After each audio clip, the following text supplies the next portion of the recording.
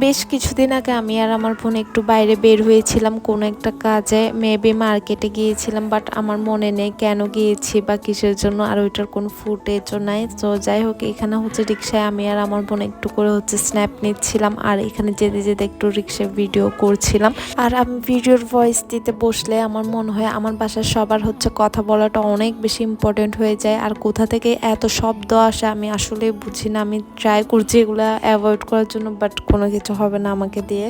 তো যাই হোক, এরপর আমরা চলে গিয়েছিলাম মিলানো এক্সপ্রেস। আর আমি বাইরে বের হওয়া মানে হচ্ছে খাওয়া দাওয়া করতেই হবে, এটা মাস্ট। আর আমি যদি না খেয়ে আসি আমার মনে হয় অনেক কিছু মিস হয়ে গেছে, বাট এটা আমার মানে মাস্ট থাকতে হবে। সে আমি 10 টাকার যদি ঝালমুড়িও খাই তাও খেতে হবে।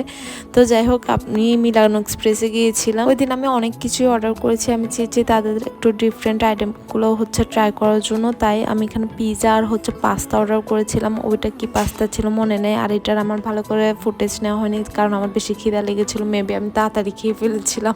তো যাই হোক, ওই দুটো কিন্তু ভালোই ছিল। এরপর এই ক্যাশনাট সালাডটা, যেটার রিভিউ আমি হচ্ছে আজকে দেবো, কারণ হচ্ছে এটা আমি আর আগে ট্রাই করিনি।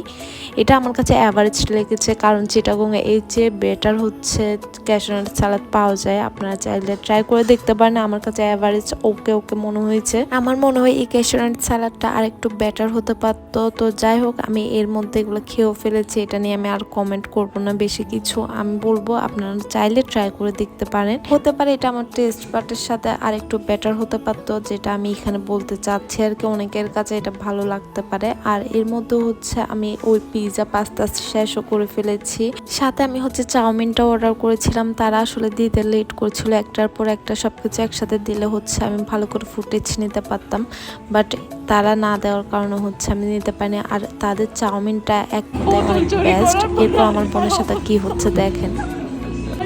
আপু, আপনি কি ঘুমিয়ে পড়েছেন? আপু, আপু আপনি বোতল চুরি করে কেমন লাগছে? এরপর দিন হচ্ছে আমি ভেলপুরিটা ট্রাই করেছি, এটা বড়গুলো অনেক বেস্ট। আর আপনারা মনে করবে সবকিছু একসাথে একদিনে খেয়ে ফেলেছে, এমন না। এটা হচ্ছে এরপর দিন কিছু কাজে বের হয়েছিলাম, ওখান থেকে হোম রেসিপিতেও গিয়েছিলাম কিছু একটা কেনার জন্য, মেবি নাস্তা বা স্ন্যাক্সের জন্য। যাই হোক, এখানে ফুটেজ থেকে গিয়েছিল। আর এখানে হচ্ছে আমি বাসায় এসে এই ব্রেড বানগুলো বানিয়েছিলাম, মানে চিকেন বান বা পেটিস যেটাই বলেন, এটা বানিয়েছিলাম। এটার আসলে আমার এখন অ্যাকুরেট নামটা মনে পড়ছে না। আর এগুলো হচ্ছে এত ভালো হয়েছিল, আমার কাছে অনেক ভালো লেগেছে, যেটা আমি হচ্ছে বেক হওয়ার পর আপনাদের সাথে পিকচারটা শেয়ার করে দিচ্ছি। আর আমার ভিডিওটা ভালো লাগলে do like, comment and share. আর আমার পেজটাকে ফলো দিয়ে যাবেন। আল্লাহ হাফেজ।